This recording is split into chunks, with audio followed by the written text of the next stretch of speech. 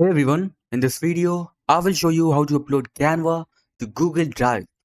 Now, if you find this video useful, then a like and subscribe would mean a lot. Alright, let's dive in. Now, first of all, open your Canva app or software.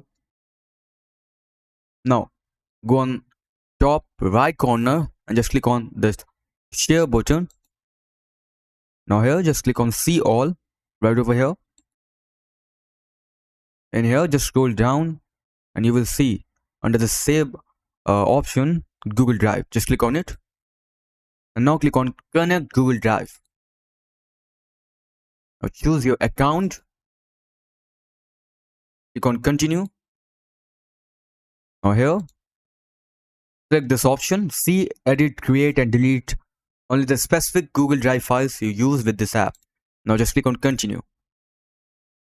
Okay. Now as you can see, now just click on save.